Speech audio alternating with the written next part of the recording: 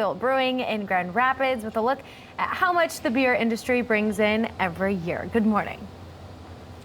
Yeah, good morning to you, Alyssa. Well, there really is no better way or place to celebrate National Beer Day than Beer City, Grand Rapids, who also took the title of Best Beer Scene, according to USA Today, who won that title for now 2 years in a row. Grand Rapids has more than 80 breweries within the city, as well as beer-focused festivals and events. Now, for the Best Beer Scene title, they actually beat out St. Louis, who took second place, as well as Asheville for third place. But let's take a closer look, like you said, at what this has as an impact on our economy here in Grand Rapids, being Beer City. So a recent study in 2019 reported by Experience Grand Rapids shows that the annual regional economic impact of the beer industry is $38.5 million.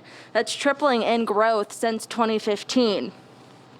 The industry also brings in more than 94,000 beer tourists, with about 25% coming from outside of Michigan and 40% staying in hotels. And they supported almost 4,400 jobs and $9.9 million in earnings in 2019. So to celebrate this day, National Beer Day, we are actually here at City Built Brewing Company in Grand Rapids.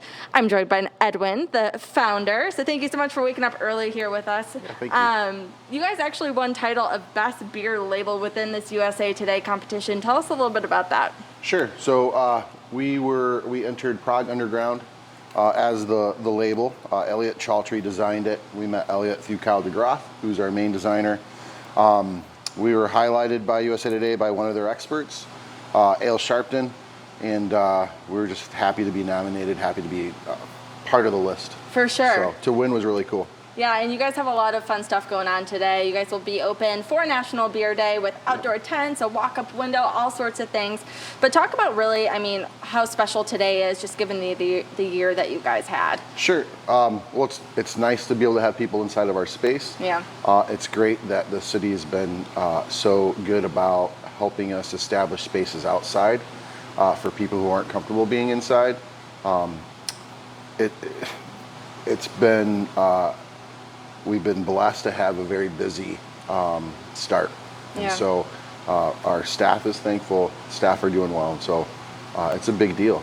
Awesome. Yeah. Well, if people come out today and they're curious about what steps you guys have taken for social distancing, pandemic-related safety guidelines, talk about everything you guys have going on in here. Everything is very well mapped out. You have a walk-up takeout window, an outdoor tent. How important was it for you guys to take those steps? I'd thank my management team, Kurt and Ellie. They, from the beginning, insisted that we land on the safe side of all the changes that happened back in March. Mm-hmm. And they've done a good job of implementing those things and helping us with flow so that people can walk in and through our space and order and get beer and food without, and still be distanced and still be safe. And so it's a big deal, and I think we have a reputation for being a safe place, and we're cognizant and respectful of different people's attitudes regarding COVID. For sure. Well, people can come out and check you guys out today for National Beer Day. When are you guys open, and what can they get? Unfortunately, they can't get the best label. That will be back in May, right? Correct. So we're open from 3 to 9 today. Beer, tacos. Our zombie kitchen won't start until Thursday. While this beer is not available, we do have the Czech lager, the dark lager that's available. It's basically the same label. Just darker. That's darker right. Lager. Yep. And so we're excited about that beer. But this beer has been brewed, it's in the tank, and it should be available in the beginning of May. Very exciting. Well, we will be on the lookout for that. But other than that, thank you so much for being with us here this morning. Send it back to you guys in the studio. All right.